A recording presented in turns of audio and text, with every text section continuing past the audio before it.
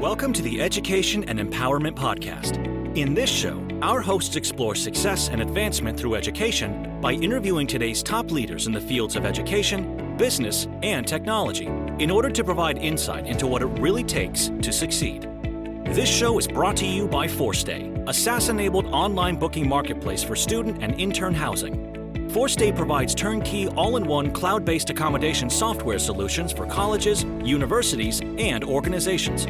Learn more at offcampus.forstay.com and landlords.forstay.com. All right, let's get into the show.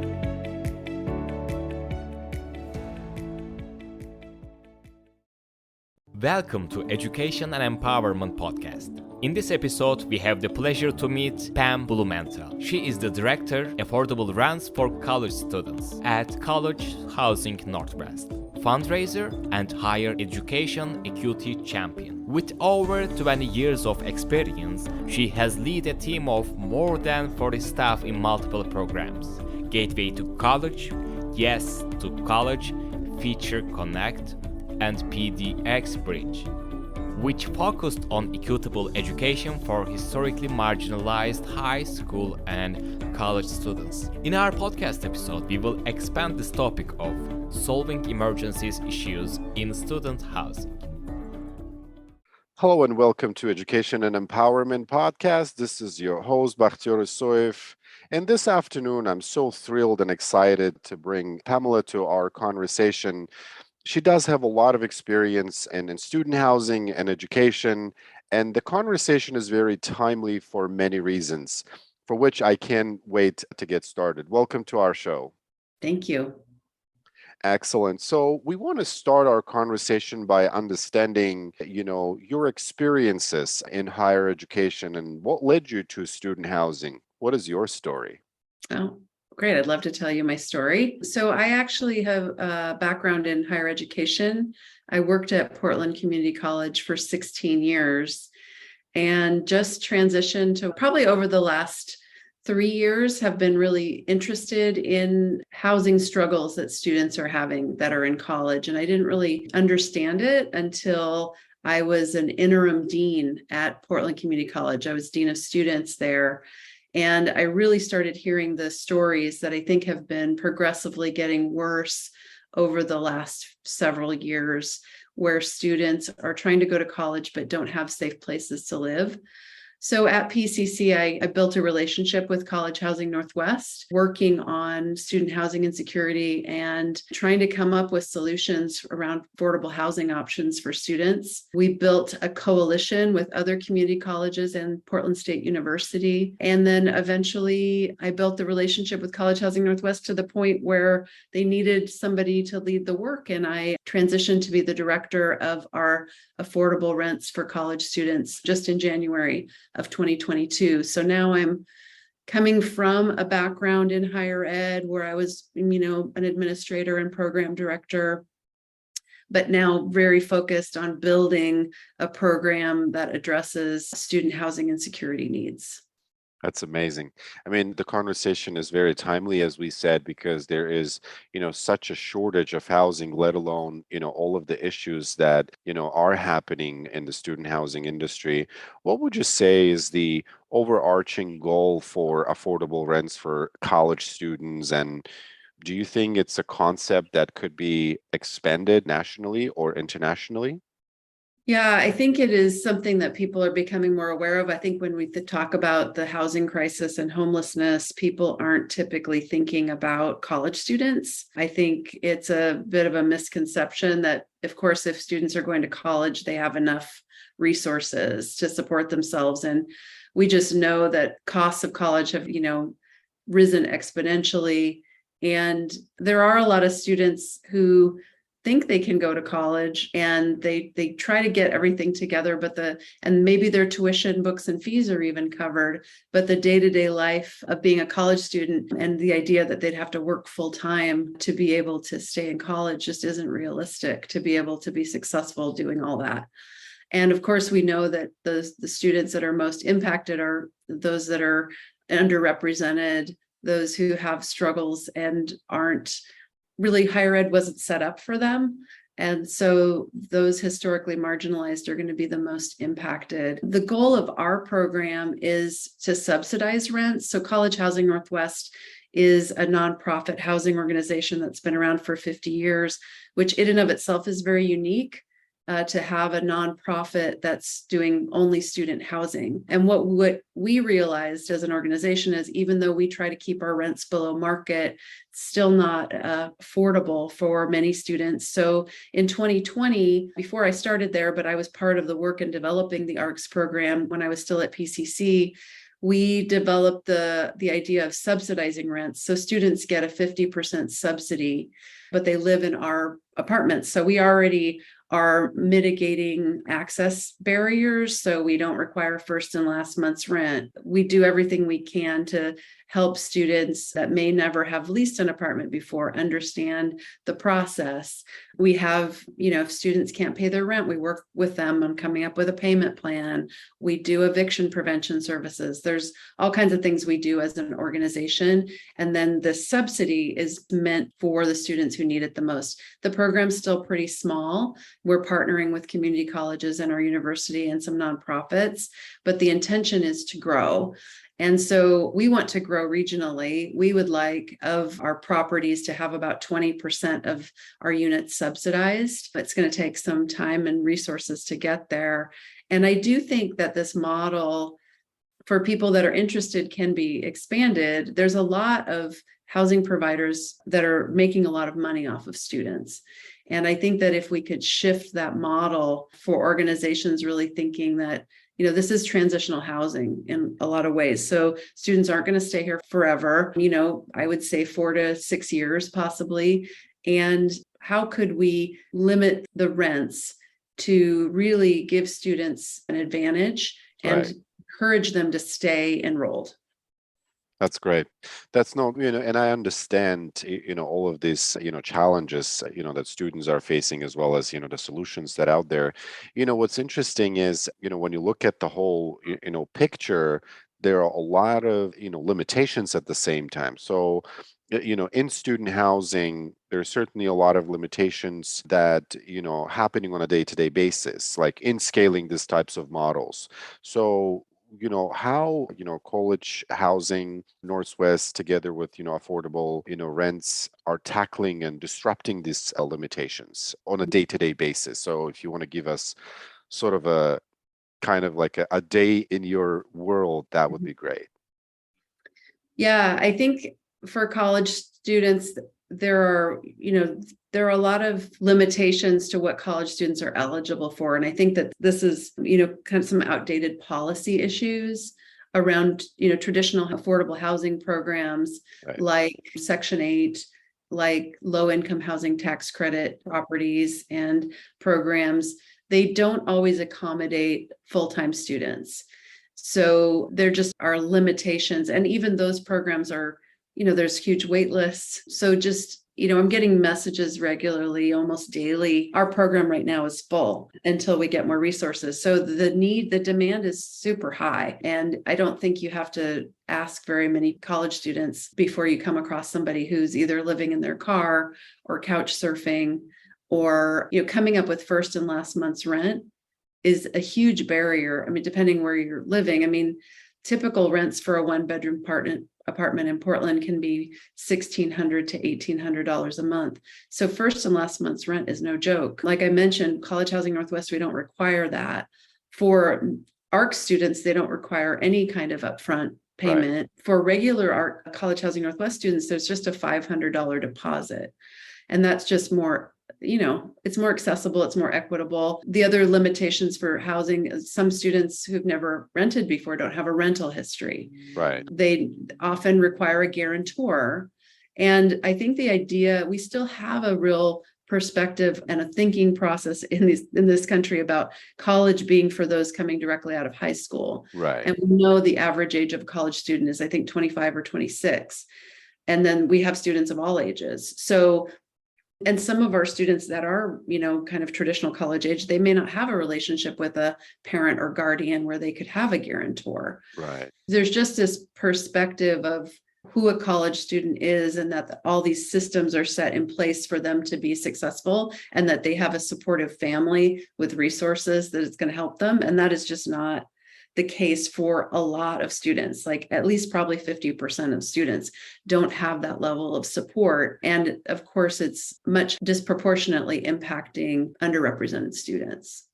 You touched on something very important here, which I've been hearing a lot. I've been at a P3 conference, a few weeks ago, and I was at an English USA conference last week. A lot of what I'm hearing these days is about, equity and inclusion and diversity and, inequality and importance of, educational institutions to provide, basic needs to be able to retain students. So can you expand a little bit more on the topic of education inequities and the importance of, higher education institutions? Again, you're bringing a very unique experience because you worked at, the Portland Community College system, you work in higher education, but now you're on the other side of the spectrum where, you receive those students. Can you give us this maybe kind of an ideal case scenario of like why it's important for colleges to provide for these like basic needs and perhaps what could Yeah. be done? Well, I think there's a lot of different angles to come at that question. So, I think that equity and inclusion is really key to impacting our society in so many ways, right? If everyone, I think education is viewed as the great equalizer, but we don't provide equal access to people based on race, socioeconomic status, sexual orientation, gender identification. There are folks that are historically marginalized that are not really welcomed or accepted into a lot of institutions, including higher ed. And that if you look at outcomes around retention and completion, we know who's completing and who's not, kind of based on those identities. So society and higher ed needs to address that in a variety of ways. I feel like the issues around basic needs, and it was really elevated probably 8 to 10 years ago by Sarah Goldberg-Robb. If you're familiar with her, she wrote a book called Paying the Price.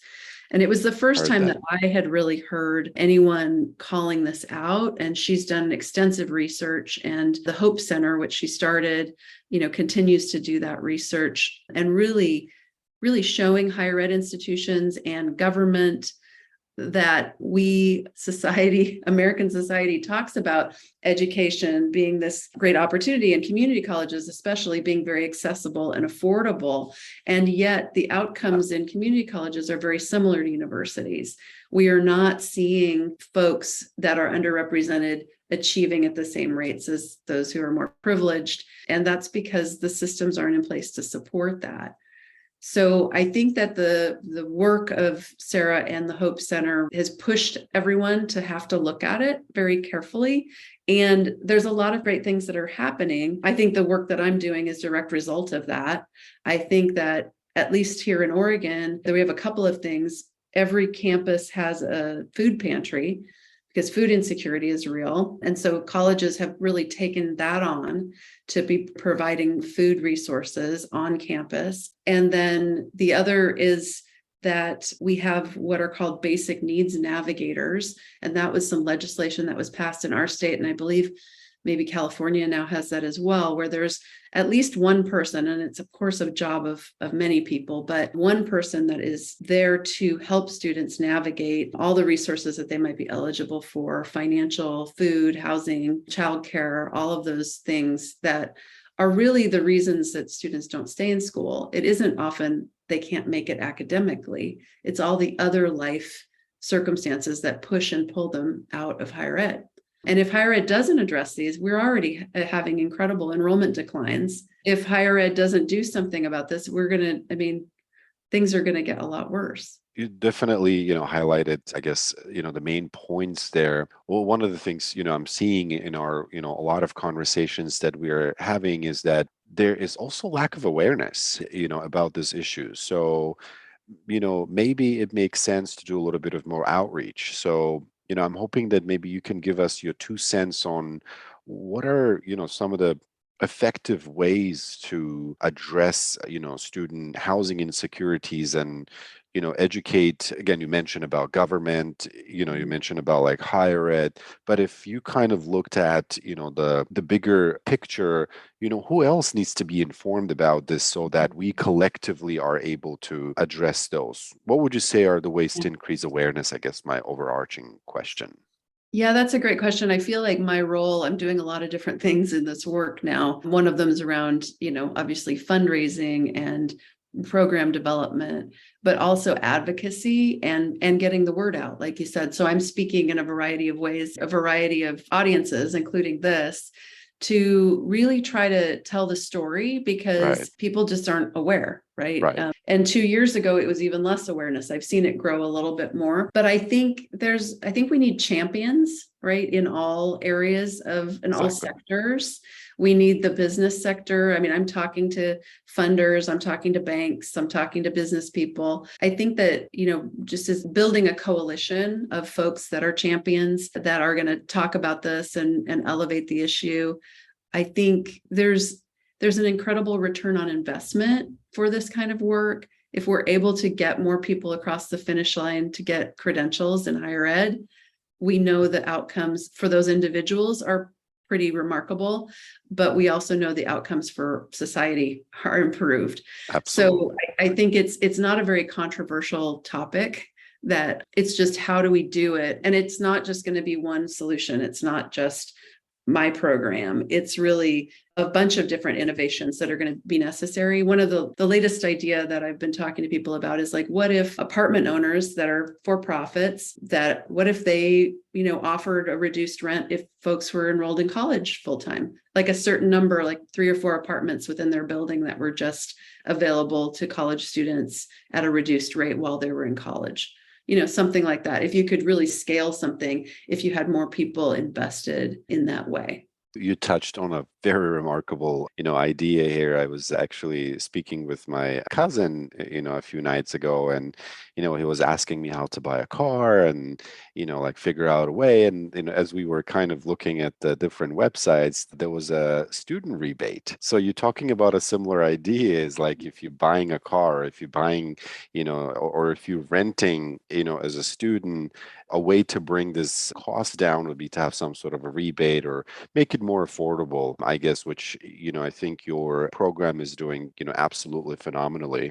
As I'm kind of, looking at, understanding this topic better, I do see that, the importance of outreach is, very significant, and also, awareness, as you mentioned. So on that end, could you maybe give us a little bit more about how, like, in what ways maybe your program provides opportunities for, these students to succeed outside of, you mentioned about that ROI, like, could you maybe expand on that, like what it means on a day-to-day basis? And hopefully, with this podcast, we're going to reach, a bigger audience to spread awareness about that.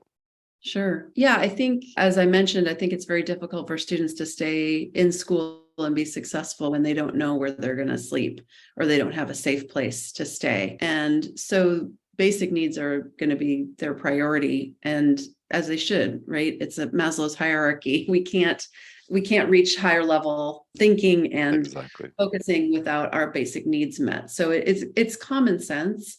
And I think, from the students I've talked to, right, they just talk about being less depressed, more able to think about their futures in a positive way because they're in our program and they don't have to worry about housing for, as long as they're in school. They can be in our program. Right now, we're saying up to 5 years, but, depending on student situation and they're progressing towards graduation, I think we would consider that. I know it takes some students longer. So I think it's just giving space and peace of mind to students to then help them. I mean, I've talked to some students who are so moved by our program that they want to give back, right? They want to, some of them are working in our building. Some of them have been speaking with legislators and at conferences with me because they really want to talk about their own struggle and how there needs to be more opportunity. I think that at this time where we're talking a lot about student loan debt, we're giving students the opportunity to not take on as much debt. Exactly. And in the previous program that I ran, that was also our goal, is helping students around financial literacy. So, I mean, it's very tempting to borrow all that money that's offered to you without really understanding the consequences of it.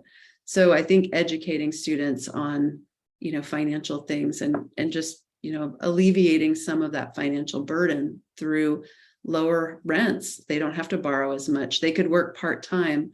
So we have students that work part-time and go to school full-time, and they're able to live and take care of themselves, right? I think that's reasonable. Right. But it's a challenge. Some of our students have children. Some of our students are taking care of other family members. There's a lot of responsibility on the shoulders of students. And what we hope to do is, like I said, alleviate some of that responsibility so they have better chance of being successful. You continue to aspire, many people, including myself. I think one of the biggest takeaways, so far from this conversation is, your last sentence is, how do we alleviate, some of these pains? And I think a very effective way of doing that is bringing stakeholders together, which, you mentioned doing some work on the fundraising end and, again, talking to different stakeholders, bringing them to be on the same page. Could you just expand a little bit? Let's say, there are a couple more institutions that might be interested in doing similar work. What are your tips for doing fundraising? Like what's working, what's not working, perhaps? Yeah, I've been in this role for 10 months now, and we have a fundraising plan and we're working on getting the word out. It's taking a little time, but we've built partnership actually with the state. We're actually getting some funding through DHS right now, and we're talking to foundations, we're talking to individuals. My background, when I worked at Portland Community College, most of the time I was there, I worked that have that return on investment, right? That their resources and their time is going towards something that's going to better the lives of other people. I think it's I would never describe myself as a salesperson, but I can sell this because it makes sense and I believe in it, and it's already impacting people's lives, right?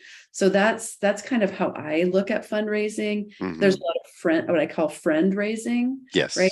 Is bringing people along, helping them make sure they understand your mission, and and then, you do have to do the hard ask and say, I'm glad that you support this work, but how much money can you put towards it? The cost for us right now is to subsidize students is about $10,000 per student per year.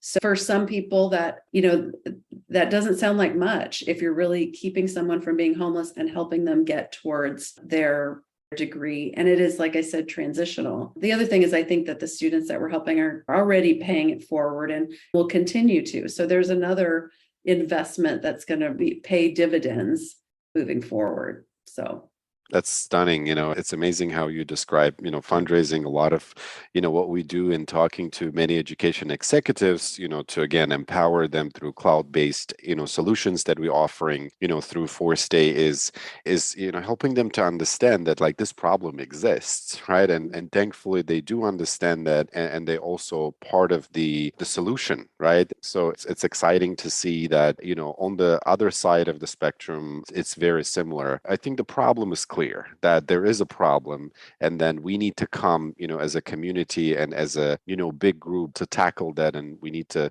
certainly help each other, which gives me kind of hope that there's going to be more models, or there's going to be other models that are maybe emerging, or there's maybe one or two models that working so far. So as we wrap this episode and conversation, I was hoping that you could maybe give us a little bit more understanding of, based on your experience, what model is scalable that maybe we should come again as a society to hold hands and to scale that model nationally.